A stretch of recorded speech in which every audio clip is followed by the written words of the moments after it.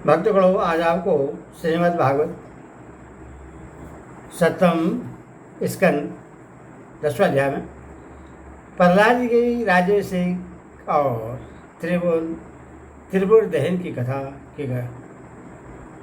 त्रिपुर दहन की कथा सुनाऊंगा। भक्तगणों, आप इस चैनल को लाइक करें, सब्सक्राइब जरूर करें। कथा सुनिए। नारद जी कहते हैं, प्रहलाद जी ने बालक होने पर भी यही समझा कि वरदान मांगना प्रेम भक्ति का विघ्न है। इसीलिए कुछ मुस्कुराते हुए वे भगवान से बोले। प्रहलाद जी ने कहा, प्रभु, मैं जन्म से ही विषय भोग में आसक्त हूँ। अब मुझे इन वरों के द्वारा आप लुभाइए नहीं।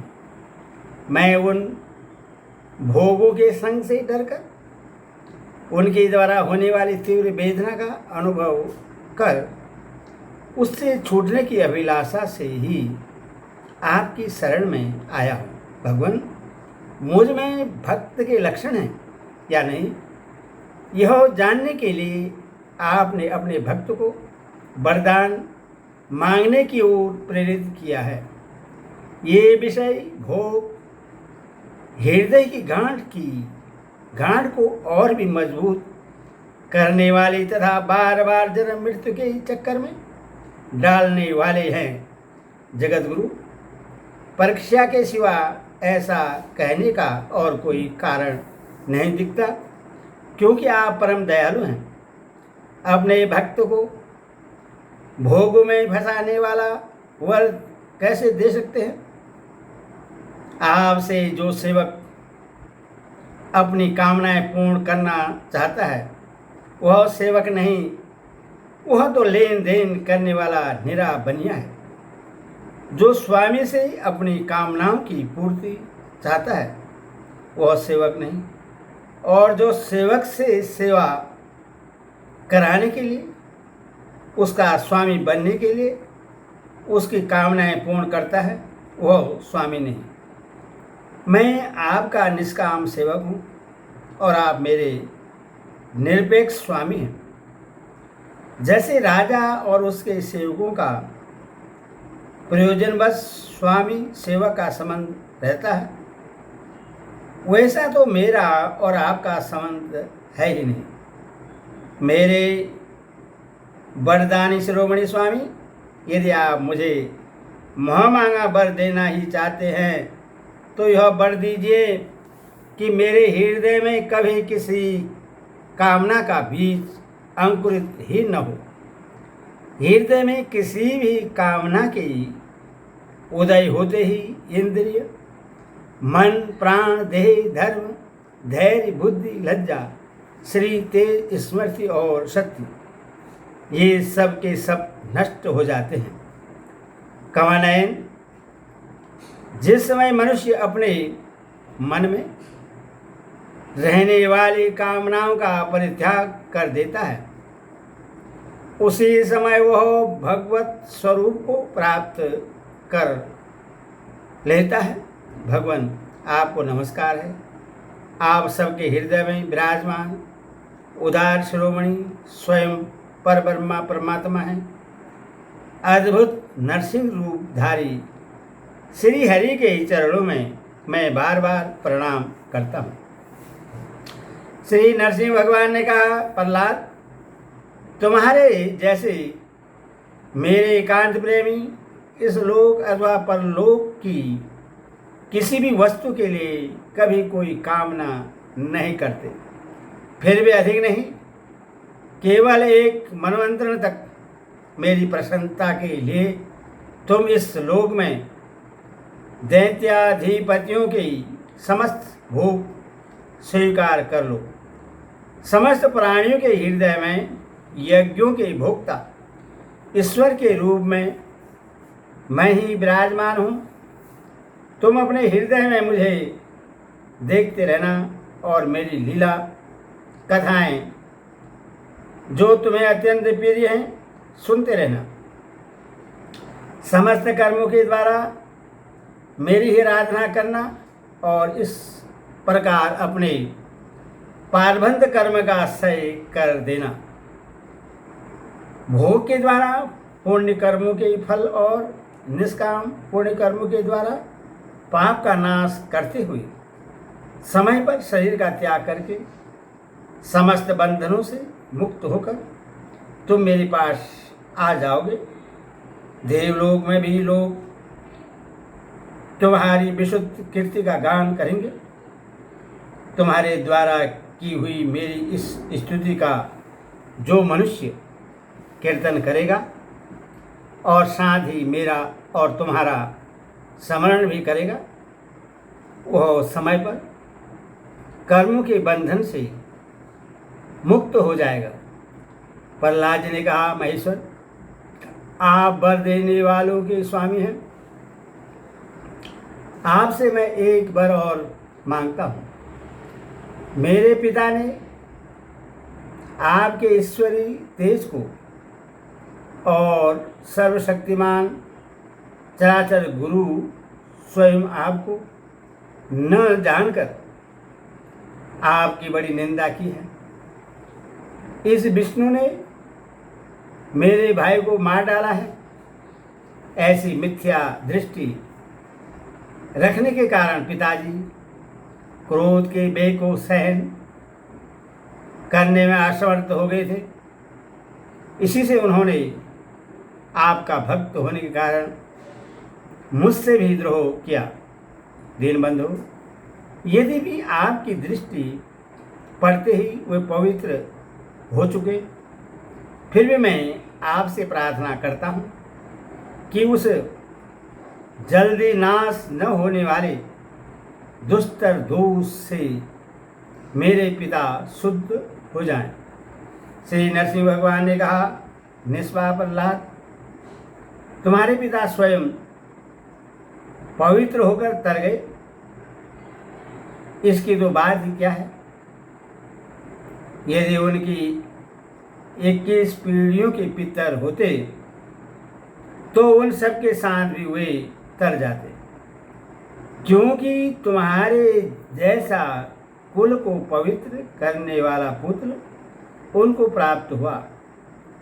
मेरे शांत समदर्शी और सुख से सदाचार पालन करने वाले प्रेमी भक्तजन जहाँ जहाँ निवास करते हैं, वो स्थान चाहे क्रिकेट ही क्यों न हो, पवित्र हो जाते हैं। दैत्यराज, मेरे भक्तिभाव से जिनकी कामनाएं नष्ट हो गई हैं, वे सर्वत्र आत्मभाव हो जाने के कारण छोटे बड़े किसी भी प्राणी को किसी भी प्रकार से कष्ट नहीं पहुंचाते।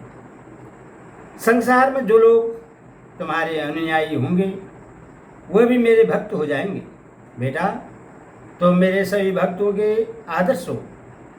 यदि मेरे अंगों का स्पर्श होने से तुम्हारे पिता पूर्ण रूप से पवित्र हो गए हैं, तथा भी तुम उनकी अंत्येष्टि क्रिया करो।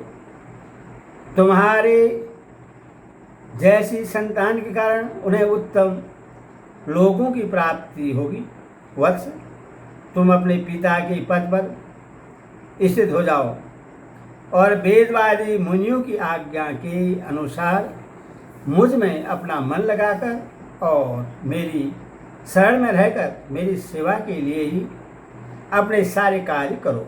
नारद जी कहते हैं, युधिष्ठिर, भगवान की आज्ञा के अनुसार प्रहलाद जी ने अपने पिता की अंत्येष्टि क्रिया की। इसके बाद श्रेष्ठ ब्राह्मणों ने उनका राज्याभिषेक किया। इसी समय देवता ऋषि आदि के साथ वर्मा जी ने नरसिंह भगवान को प्रश्न वदन देखकर पवित्र वचनों के द्वारा उनकी स्तुति की और उनसे यह बात कही। वर्मा जी ने कहा, देवताओं के आराध्य देव, आप सर्वांतर्यामी, जीवों के जीवनदाता और मेरे भी पिता है। यह पापी दैत्य लोगों को बहुत ही सता रहा था। यह बड़े सौभाग्य की बात है कि आपने इसे मार डाला। मैंने इसे वर दे दिया था कि मेरी दृष्टि का कोई भी प्राणी तुम्हारा वध न कर सकेगा। इससे यह मत वाला हो गया था। तपस्या, योग और बल के कारण उछल होकर इसने वेद विधियों का उच्छेद कर दिया था। यह भी बड़े सौभाग्य की बात है कि इसके पुत्र परम भागवत शुद्ध हृदय नन्हे से शिशु प्रहलाद को आपने मृत्यु की मुख से छुड़ा दिया, तथा यह भी बड़े आनंद और मंगल की बात है कि वह अब आपकी शरण में है। भगवान, आपके इस नरसिंह रूप का ध्यान जो कोई एकाग्र मन से करेगा, उससे यह सब प्रकार के भयों से बचा लेगा। यहाँ तक कि मारने की इच्छा से आई हुई मृत्यु भी उसका कुछ न बिगाड़ सकेगी। श्री नरसिंह भगवान बोले, ब्रह्मा जी, आप दैत्यों को ऐसा वर न दिया करें जो स्वभाव से ही कुरु हैं। उनको दिया हुआ वर तो वैसा ही है जैसा सांपों को दूध पिलाना। नारद जी कहते हैं, युधिष्ठिर, नरसिंह भगवान इतना कहकर और ब्रह्मा जी के द्वारा की हुई पूजा को स्वीकार करके वही अंतर्ध्यान समस्त प्राणियों के लिए अदृश्य हो गए। इसके बाद प्रहलाद जी ने भगवत स्वरूप ब्रह्मा, शंकर की तथा प्रजापति और देवताओं की पूजा करके उन्हें माथा टेक कर प्रणाम किया। तब शुक्राचार्य आदि मुनियों के साथ ब्रह्मा जी ने प्रहलाद जी को समस्त दानव और दैत्यों का अधिपति बना दिया। फिर ब्रह्मादि देवताओं ने प्रहलाद का अभिनंदन किया और उन्हें शुभ आशीर्वाद दिए। प्रहलाद जी ने भी यथायोग्य सबका सत्कार किया और वे लोग अपने अपने लोगों को चले गए। युधिष्ठिर, इस प्रकार भगवान के वे दोनों पार्षद जय और विजय दिति के पुत्र दैत्य हो गए थे। वे भगवान से बैर भाव रखते थे। उनके हृदय में रहने वाले भगवान ने उनका उद्धार करने के लिए उन्हें मार डाला। ऋषियों के शाप के कारण उनकी मुक्ति नहीं हुई। वे फिर से कुंभकर्ण और रावण के रूप में राक्षस हुए। उस समय भगवान श्री राम के पराक्रम से उनका अंत हुआ। युद्ध में भगवान राम के बाणों से उनका कलेजा फट गया।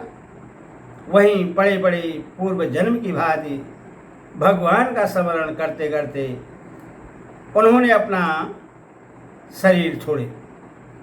वही अब इस युग में शिशुपाल और दंतवक्त के रूप में पैदा हुए थे। भगवान के प्रति बैरभाव होने के कारण तुम्हारे सामने ही वे उनमें समा गए। युधिष्ठिर, श्री कृष्ण से शत्रुता रखने वाले सभी राजा अंत समय में श्री कृष्ण के स्मरण से तद्रुप होकर अपने पूर्वकृत पापों से सदा के लिए मुक्त हो गए। जैसे भृगी के द्वारा पकड़ा हुआ कीड़ा भय से ही उसका स्वरूप प्राप्त कर लेता है, जिस प्रकार भगवान के प्यारे भक्त अपने भेदभाव रहित अन्य भक्ति के द्वारा भगवत स्वरूप को प्राप्त कर लेते हैं, वैसे ही शिशुपाल आदि नरपति भी भगवान के बैर भाव जनित अन्य चिंतन से भगवान के सारूप्य को प्राप्त हो गए। युधिष्ठिर, तुमने मुझसे पूछा था कि भगवान से द्वेष करने वाले शिशुपाल आदि को उनके सारूप्य की प्राप्ति कैसे हुई। उसका उत्तर मैंने तुम्हें दे दिया। ब्राह्मण देव परमात्मा श्री कृष्ण का यह परम पवित्र अवतार चरित्र है। इसमें हिरण्याक्ष और हिरण्यकशिपु इन दोनों दैत्यों के वध का वर्णन है। इस प्रसंग में भगवान के परम भक्त प्रहलाद का चरित्र, भक्त ज्ञान वैराग्य एवं संसार की सृष्टि स्थिति प्रलय के स्वामी श्री हरि के यथार्थ स्वरूप तथा उनके दिव्य गुण एवं लीलाओं का वर्णन है। इस आख्यान में देवता और दैत्यों के पदों में काल कर्म से जो महान परिवर्तन होता है उसका भी निरूपण किया गया है, जिसके द्वारा भगवान की प्राप्ति होती है। उस भागवत धर्म का भी वर्णन है। अध्यात्म के संबंध में भी सभी जानने योग्य बातें इसमें हैं। भगवान के पराक्रम से पूर्ण इस पवित्र आख्यान को जो कोई पुरुष श्रद्धा से कीर्तन करता और सुनता है वह कर्म बंधन से मुक्त हो जाता है। जो मनुष्य परम पुरुष परमात्मा की और नरसिंह लीला, सेनापतियों से हिरण्यकशिपु का वध और संत शिरोमणि प्रहलाद जी का पावन प्रभाव एकाग्र मन से पढ़ता और सुनता है, वह भगवान के अभय पद वैकुंठ को प्राप्त होता है। युधिष्ठिर, इस मनुष्य लोक में तुम लोगों के भाग्य अत्यंत प्रशंसनीय है, क्योंकि तुम्हारे घर में साक्षात परब्रह्मा परमात्मा मनुष्य का रूप धारण करके गुप्त रूप से निवास करते हैं। इसी से सारे संसार को पवित्र कर देने वाले ऋषि मुनि बार बार उनका दर्शन करने के लिए चारों ओर से तुम्हारे पास आया करते हैं। बड़े बड़े महापुरुष निरंतर जिनको ढूंढते रहते हैं, जो माया के लय से रहित परम शांत परमानंदनुभव स्वरूप पर ब्रह्मा परमात्मा है, वही तुम्हारी पीरी हितैषी मैं मेरे भाई पूज्य आज्ञाकारी गुरु और स्वयं आत्मा श्री कृष्ण है। शंकर ब्रह्मा आदि भी अपनी सारी बुद्धि लगाकर वे यह है इस रूप में उनका वर्णन नहीं कर सके, फिर हम तो कर ही कैसे सकते हैं। हम तो मौन भक्ति और संयम के द्वारा ही उनकी पूजा करते हैं। कृपया हमारी यह पूजा स्वीकार करके भक्त वत्सल भगवान हम पर प्रश्न हो। युधिष्ठिर, यही एकमात्र राजदेव है। प्राचीन काल में बहुत बड़ी मायावी मायासुर ने जब रुद्रदेव की कमनीय कीर्ति में कलंक लगाना चाहा था, तब इन्हीं भगवान श्री कृष्ण ने फिर से उनके यश की रक्षा और विस्तार किया था। राजा युधिष्ठिर ने पूछा, नारद जी, मैं दानव किस कार्य में जगदीश्वर रुद्रदेव का यश नष्ट करना चाहता था और भगवान श्री कृष्ण ने किस प्रकार उनके यश की रक्षा की, आप कृपा करके बतलाइए। नारद जी ने कहा, एक बार इन्हीं भगवान श्री कृष्ण से शक्ति प्राप्त करके देवताओं ने युद्ध में असुरों को जीत लिया था। उस समय सब के सब असुर मायावियों के परम गुरु मय दानों की शरण में गए। शक्तिशाली मायासुर ने सोने चांदी और लोहे के 3 विमान बना दिए। वे विमान क्या थे? 3 पुर ही थे। वे इतने विलक्षण थे कि उनका आना जाना जान नहीं पड़ता था। उनमें अपरिमित सामग्रियाँ भरी हुई थी। युधिष्ठिर, दैत्य सेनापतियों ने पतियों के मन में तीनों लोक और लोकपतियों के प्रति बैर भाव तो था ही, अब उसकी याद करके उन तीनों विमानों के द्वारा वे उनमें छिपे रहकर सबका नाश करने लगे। तब लोकपालों के साथ सारी प्रजा भगवान शंकर की शरण में गई और उनसे प्रार्थना की कि प्रभु, त्रिपुर में रहने वाले असुर हमारा नाश कर रहे हैं। हम आपके हैं अथवा देवादिदेव, आप हमारी रक्षा कीजिए। उनकी प्रार्थना सुनकर भगवान शंकर ने कृपा दृष्टि शब्दों में कहा, डरो मत। फिर उन्होंने अपने धनुष पर बाण चढ़ाकर तीनों पूर्व पर छोड़ दिया। उनके उस बाण से सूर्यमंडल से निकलने वाली किरणों के समान अन्य बहुत से बाण निकले। उनमें से मानो आग की लपटें निकल रही थी। उनके कारण उन पूर्वों का दिखना बंद हो गया। उनके स्वर से सभी विमान निवासी निष्प्राण होकर गिर पड़े। मायावी मई बहुत से उपाय जानता था। वह उन दैत्यों को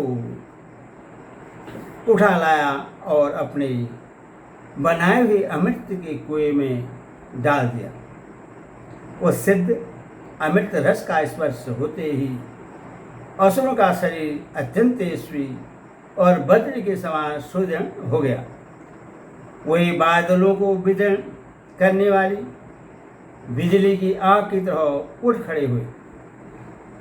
इन्हीं भगवान श्री कृष्ण ने जब देखा कि महादेव जी तो अपना संकल्प पूरा न होने के कारण उदास हो गए हैं, तब उन असुरों पर विजय प्राप्त करने के लिए उन्होंने एक युक्ति की।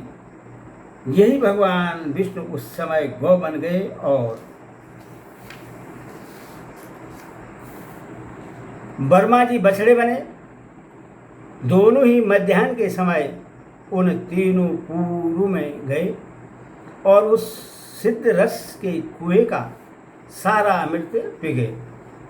यदि भी उनके रक्षक दैत्य इन दोनों को देख रहे थे, फिर भी भगवान की माया से वे इतने मोहित हो गए कि इन्हें रोक न सके। जब उपाय जानने वालों में श्रेष्ठ मायासुर को यह बात मालूम हुई, तब भगवान की इस लीला का स्मरण करके उससे कोई शोक न हुआ।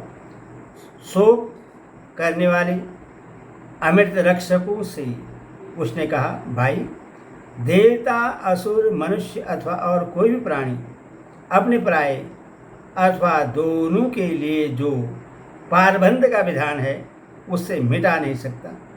जो होना था हो गया, सो करके क्या करना है।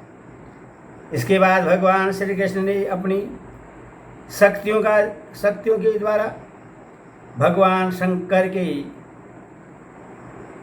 युद्ध की सामग्री तैयार की। उन्होंने धर्म से रक्षक, उन्होंने धर्म से रथ, ज्ञान से सारथी, वैराग्य से ध्वजा, ऐश्वर्य से घोड़े, तपस्या से धनुष, विद्या से कवच, क्रिया से बाण और अपने अन्यायन शक्तियों से अन्यायन वस्तुओं का निर्माण किया। इन सामग्रियों से सज धज कर भगवान शंकर रथ पर सवार हुए एवं धनुष बाण धारण किया। भगवान शंकर ने अभिजित मुहूर्त में धनुष पर बाण चढ़ाया और उन तीनों दुर्मेघ विमानों को भस्म कर दिया। युधिष्ठिर, उसी समय स्वर्ग से दुंदुभियां बजने लगी, सैकड़ों विमानों की भीड़ लग गई। देवता, ऋषि, पितर और सिद्धेश्वर आनंद से जय जयकार करते हुए पुष्पों की वर्षा करने लगे। अप्सराएं नाचने और गाने लगी। युधिष्ठिर, इस प्रकार उन तीनों पूरों को जलाकर भगवान शंकर ने पुरहारी की पदवी प्राप्त की और ब्रह्मादिकों की स्तुति सुनते हुए अपने धाम को चले गए। आत्मस्वरूप जगतगुरु भगवान श्री कृष्ण इस प्रकार अपनी माया से जो मनुष्यों की सी लीला करते हैं, ऋषि लोग उन्हें अनेकों लोक पावन लीलाओं का गान किया करते हैं। बताओ। हरि ओम तत्सत। हरि ओम तत्सत।